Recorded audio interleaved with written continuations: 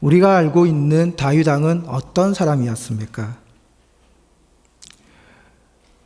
사무엘이 하나님의 말씀을 조차 이새의 아들들에게 기름 부음을 부으러 갔을 때에 제일 처음 본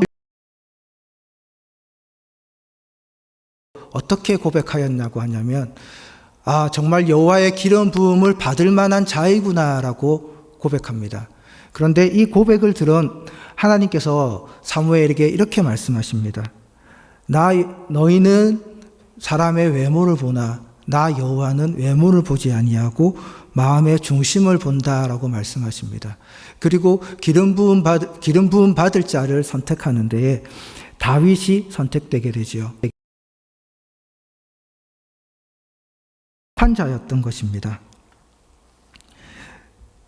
오늘 본문인 사무엘하 11장은 다윗의 인생에 있어서 가장 큰 전환점을 맞이하게 됩니다. 다윗은 이 사무엘하 11장을 기점으로 해서 계속해서 하락세를 걷게 됩니다. 이것은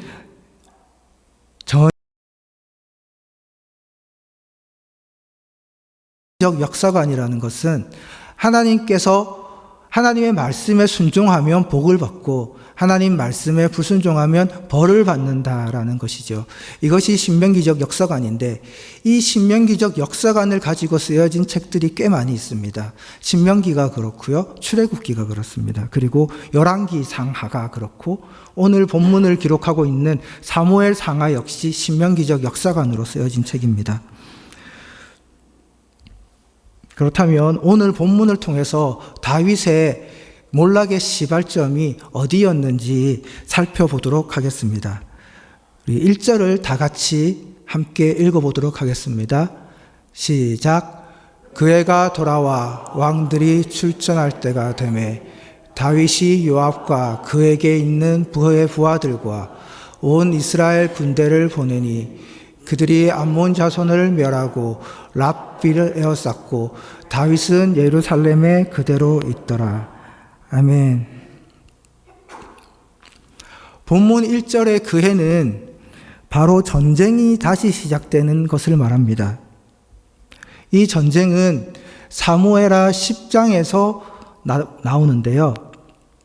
사무엘하 10장을 보면 암몬 자손이 왕인 나하스가 죽게 됩니다. 이 나하스가 죽으면서 한운에게 왕위를 물려주게 되는데요. 다윗은 그런 나하스 왕을 위하여서 조문사절단을 한운에게 보내게 됩니다. 그런데 한운의 신하 중에 한 명이 한운에게 이렇게 말합니다. 다윗이 보낸 조문사절단이 조문사절단이다.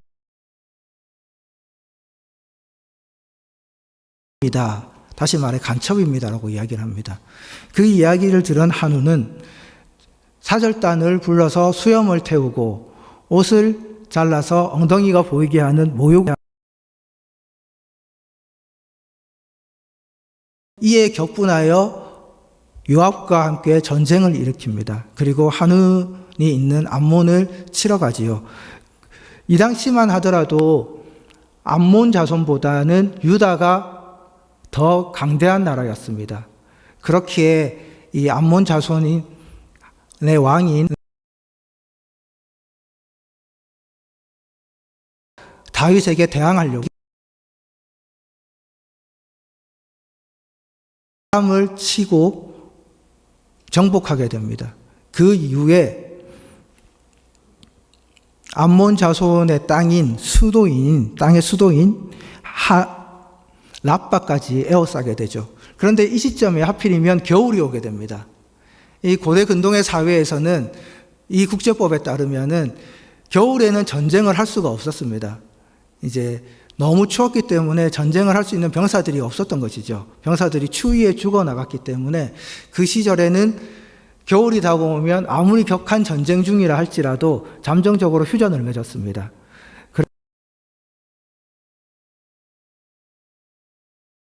휴전을 맺음으로 10장이 끝납니다. 그 이후에 1절에 말하는 다시 왕이 출전할 때가 되매라고 하는 것은 다시 따뜻한 계절이 돌아와서 전쟁이 시작할 수 있는 계절이 되었음을 이야기를 하는 것입니다.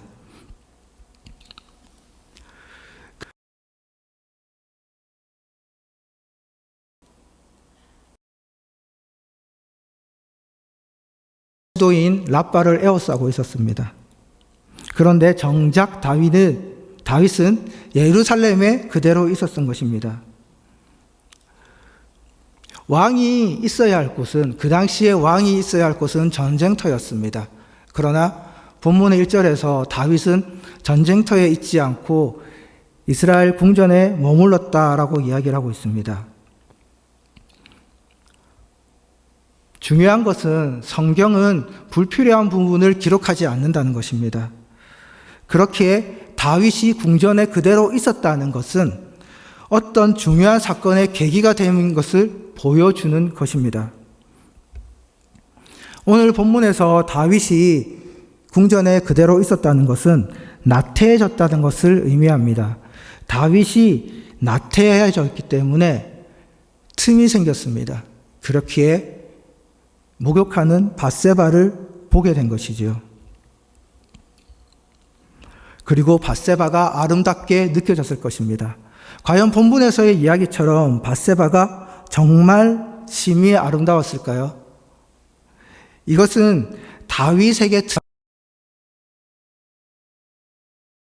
대한 문학적 표현일 수가 있는 것입니다.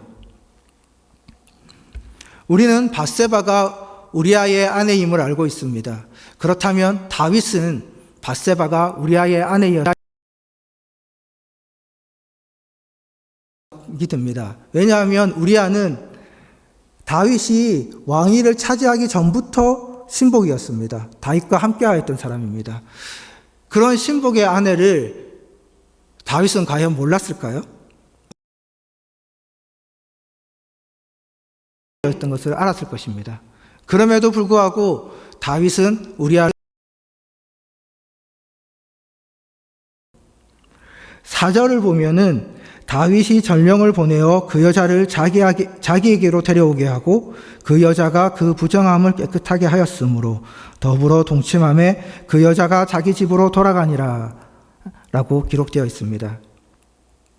만약에 다윗이 충동적으로 밧세바를 데려왔다고 하지 않았을까요? 하지만 성경은 기록하고 있습니다. 그 여자의 부정함을 깨끗하게 하였으므로, 다시 말해 다윗은 밧세바의 월경이 끝날 때까지 궁에서 기다렸다는 것입니다. 다윗은 충동적으로 밧세바를 데려왔을 수는 있습니다. 그러나 다윗은 밧세바를 다시 돌려보낼 시간도 있었다는 것입니다. 하지만 다윗은 밧세바의 월경이 끝날 때까지 임신함에라고 기록하고 있습니다. 우리가 우리의 상상력을 좀 키워보겠습니다. 과연 남자와 여자가 동침해서 한 번에 임신을 할 수 있는 확률이 얼마나 될까요? 우리는 4절과 5절 사이에 숨겨져 있는 시간과 행동을 발견할 필요가 있습니다. 다윗과 밧세바의 동침이 결국 한 번이 아니었다는 이야기가 되는 것입니다. 그렇다면 다윗은 여러 번 밧세바와 동침을 하는 동안에 자신이 무엇을 하는지 깨닫지 못하였다는 것입니다. 그러다가 밧세바가 임신한 것을 알게 됩니다. 그리고 다윗의 행동이 어떻습니까? 우리가 아는 다윗이라면, 하나님께서 중심을 보시고 뽑은 왕이라면 당연히 회개하고 잘못을 시인하고 하나님께 용서를 구하여야 하는 것이 아니겠습니까? 사무엘하 11장 6절에서 8절을 다 함께 읽어보겠습니다. 시작. 다윗이 요압에게 기별하여 햇사람 우리아를 내게 보내라 하매 요압이 우리아를 다윗에게로 보내니 우리아가 다윗에게 이르매 다윗이 요압의 안부와 군사의 안부와 싸움이 어떠했는지를 묻고 그가 또 우리에게 이르되 내 집으로 내려가서 발을 씻으라 하니 우리아가 왕궁에서 나가매 왕의 음식물이 뒤따라가니라. 아멘. 우리아는 암몬과의 전쟁에서 중요한 직위에 있는 인물이었습니다. 하지만 다윗은 자신의 죄를 덮기 위해 우리아를 전쟁터에서 불러옵니다. 있어야 할 곳에 있는 사람을 자신의 죄를 덮기 위해서 자신 곁으로 불러온 것이지요. 그리고 밧세바와의 동침을 유도합니다. 즉 밧세바가 임신한 아이가 자신의 아이가 아니라는 것을 증명하기 위한 계략을 꾸민 것이지요. 내 집으로 내려가 발을 씻으라라는 표현은 밧세바와 동침을 유도한 것으로 볼 수 있습니다. 그러나 군인인 우리아는 왕이 명령하였음에도 불구하고 불복종합니다. 이는 당시의 상황에서 절대 있을 수 없는 일이지요. 그렇기에 다윗은 우리아를 불러서 추궁합니다. 너는 왜 너의 집에서 잠을 자지 않았느냐라고 물어보지요. 사무엘하 11절을 다 같이 읽어보도록 하겠습니다.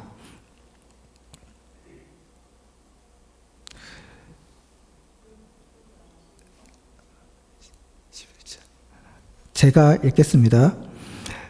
다윗에게 아뢰되 언약궤와 이스라엘과 유다가 야영 중에 있고 내 주 요압과 내 왕의 부하들이 바깥들에 진치고 있거늘 내가 어찌 내 집으로 가서 먹고 마시고 내 처와 같이 자리이까. 내가 이 일을 행하지 아니하기로 왕의 살아계심과 왕의 혼에 살아계심을 두고 맹세하나이다 하니라.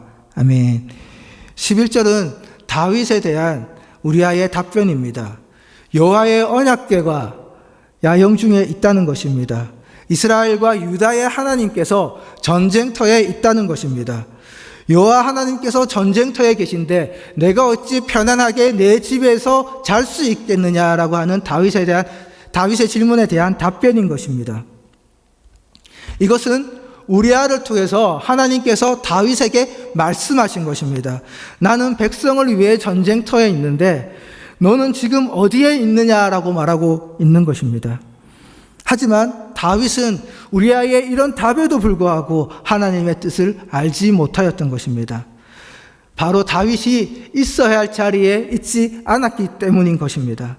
그렇기에 다윗은 하나님의 말씀을 듣지 못한 것입니다. 하나님은 다윗에게 네가 있어야 할 곳이 이스라엘 궁전이 아님을 말하고 계신 것입니다. 우리가 알고 있는 다윗이라면 이 우리아의 답변에서 하나님께서 나를 지금 책망하고 계시는구나. 하나님께서 내가 지금 있어야 할 곳이 이곳이 아님을 말씀해 주시고 계시구나 라고 깨달아야 하지만 다윗은 하나님의 말씀을 깨닫지도 듣지도 못하였던 것입니다. 그렇기에 결국은 다윗은 또 다른 계획을 세우게 됩니다. 그것은 바로 요압을 암몬 자손의 손을 빌려 죽게 만드는 것이었죠. 우리아뿐만이 아니라 우리아의 충직한 수하들까지 그렇게 암몬 자손의 손을 빌려 그들의 칼을 이용하여서 죽게 만들었습니다. 그리고 밧세바가 우리아의 장례를 마치자마자 밧세바를 궁으로 데려와서 아내를 삼게 되죠. 이 일을 두고 성경에는 성경에는 시기에 악하였더라.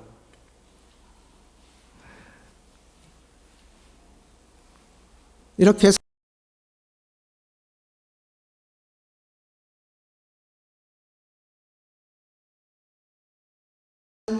다윗이 부르지 않았는데도 불구하고 다윗 앞에 나아갑니다. 신하를 부르지 않았는데 신하가 왕 앞에 나간다는 것은 목숨을 걸고 나아가는 것을 얘기를 합니다. 우리가 이것은 에스더서를 읽어보면 알 수 있는데요. 에스더는 죽으면 죽으리라 라는 그런 고백을 하고 그 당시 자신의 왕 앞에 나아가지요. 그랬던 것처럼 나단 역시 마찬가지로 그렇게 다윗에게 나아갔습니다. 그렇게 자신이 부르지 않은 선지자인 나단이 자신 앞에 왔을 때 만약에 하나님과의 올바른 관계를 맺고 있었던 다윗이라면 나단이 왜 왔는지 깨달았을 것입니다. 그리고 바로 회개하였겠죠. 하지만 다윗은 깨닫지 못했습니다. 알지 못했습니다. 올바른 관계에 있지 못하였기 때문입니다. 마치 이전의 사울왕과 같은 모습을 보였던 것입니다. 그런 다윗에게 나단은 한 가지의 비유를 이야기를 합니다. 바로 가난한 자의 양을 뺏은 부자의 이야기지요. 이 이야기를 들은 다윗은 붕괴하며 그 부자를 당장 잡아오라고 이야기합니다. 너무나도 어려운 척 다윗은 그렇게 이야기를 하지요. 그때 선지자 나단은 다윗에게 이렇게 말합니다. 나의 왕이시여, 당신이 바로 그 사람입니다. 라고 이야기를 하는 것입니다. 하나님께서 계속해서 말씀하셨음에도 불구하고 다윗이 하나님의 말씀을 듣지도 못하고 깨닫지도 못하였기 때문에 나단의 입을 통해서 다윗에게 말씀하신 것입니다. 내가 너를 이스라엘의 왕으로 삼았고 또 내가 사울의 손에서 너를 구하였고 나는 내 주인의 집을 내게 넘겨주었고 내 주인의 아내들도 내 품에 안겨주었다. 그뿐 아니라 이스라엘 사람들과 유다라는 나라도 다윗이 너에게 맡겼다. 그것으로 부족하였다면 내가 너에게 더 많은 것을 주었을 것이다. 그런데 너는 어찌하여 나를 업신여기고 어찌하여 우리아의 아내를 너의 아내로 삼기 위하여 우리아와 그의 부하들을 죽였느냐? 암몬 사람의 칼을 이용하여 죽게 만들었느냐? 너는 어찌 그런 짓을 저지르고도 밧세바를 아내로 삼았느냐라고 책망하십니다. 그리고 너는 나를 업신여기고 이같이 행하였기 때문에 너의 가문에 칼부림이 있을 것이다 라고 이야기를 합니다. 바로 이때에 다윗의 몰락이 결정되어집니다. 사람은 누구나 실수할 수 있습니다. 누구나 실수할 수 있지만 그 이유가 중요한 것입니다. 회개가 중요한 것입니다. 회개는 무엇입니까? 그 자리에서, 그 길에서 돌이키는 것입니다. 하지만 다윗은 끝까지 자신을 돌아보지 않았고 하나님께서 말씀하시기 전까지 회개하지 않았습니다. 사무엘하 11장 전체는 다윗의 실수가 하나가 아니었음을 보여주는 장입니다. 본문에서 다윗은 궁전에 머물러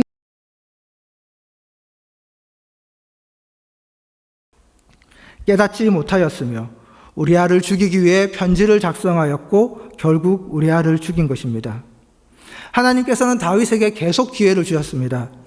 밧세바의 임신 후 아들을 낳고 나단이 다윗에게 찾아오기까지 하나님께서는 약 10개월의 시간 동안이나 다윗에게 기회를 주신 것입니다.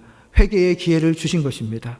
하지만 그 시간 동안 다윗은 그 기회를 계속 거부하였던 것입니다. 결국 신명기적 역사관에서 다윗은 끝장이 난 것입니다. 하나님은 우리를 바로 벌하지 않으십니다. 하나님은 다윗에게 하셨던 것처럼 우리에게도 회개의 기회를 여러 번 주십니다. 하나님은 계속해서 기회를 주십니다. 나단의 비유는 다윗의 영적인 둔감함을 보여줍니다. 다윗의 영적인 둔감함이 어디로부터 시작되었습니까? 바로 1절에 그 해가 돌아와 왕들이 출전할 때가 되매 다윗은 예루살렘에 그대로 있더라. 바로 이때부터였습니다. 하나님께서 말씀하셨던 있어야 할 자리에 있지 않았을 때 다윗의 영적인 둔감함은 바로 이때부터 시작되었던 것입니다. 틈이라는 것은 아주 미세한 금에서부터 시작됩니다. 그리고 알 수 없을 정도로 알아차릴 수 없도록 조용히 점점 틈은 넓혀갑니다. 하나님과 다윗의 관계가 바로 그러했습니다. 하나님은 그 틈을 메우라고 계속해서 다윗에게 말씀하셨지만 다윗은 그 틈을 메우지 못했고 그 틈조차 알지 못했던 것입니다. 하나님은 오늘 우리에게도 동일하게 말씀하십니다. 너는 지금 어디에 있느냐라고 말씀하십니다. 우리는 어디에 있습니까? 하나님의 말씀을 들을 수 있는 자리에 있습니까? 아니면 하나님과 자신과의 관계에 다른 어떤 것이 가로막고 있지는 않습니까? 만약 그렇다면 스스로 돌아보시길 바랍니다. 하나님과 나 사이에 가로막고 있는 것이 무엇인지, 무엇이 하나님과 나 사이에 틈을 만들고 있는지 생각해 보시길 바랍니다.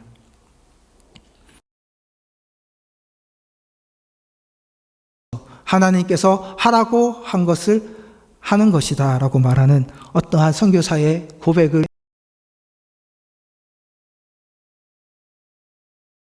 하나님께서 있으라고 한 곳에서 하나님께서 하라고 한 것을 하는 저와 여러분이 되시기를 간절히 기원합니다. 기도드리겠습니다. 하나님, 오늘 본문의 다윗을 보게 됩니다. 사무엘이 이새에게 찾아가서 그 아들을 바라볼 때 사람은 외모를 보나 나 여호와는 마음의 중심을 본다고 하셨고, 그 마음의 중심을 볼 때 합하였던 사람이 바로 다윗이었습니다. 이 다윗이 결국 있어야 할 자리에 있지 못하고 자신의 권력과 기반에 취하였을 때에 틈이 생겼고 하나님과 올바른 관계 속에 있지 못하게 됨을 보게 됩니다. 하나님, 혹시나 우리가 다윗과 같은 상황은 아닌지 돌아봅니다. 우리의 눈을 가리고 우리의 길을 가리고 있는 것이 있는지 돌아봅니다. 의 틈을 내어주는 것이 있다면 하나님, 이 시간에 우리가 그 자리에 그 길에서 돌아가기를 원합니다. 돌이키기를 원합니다. 길로 인도하여 주시옵소서. 우리가 하나님의 주시길 원합니다. 우리가 하나님이 있어라 라고 말하는 그곳 가운데에 있는 자들이 되어지기를 원합니다. 수 있도록 하여 주시옵소서. 이 모든 것들을 하나님과 우리 사이에서 늘 중보해 주시는 예수 그리스도의 이름으로 기도드립니다. 아멘.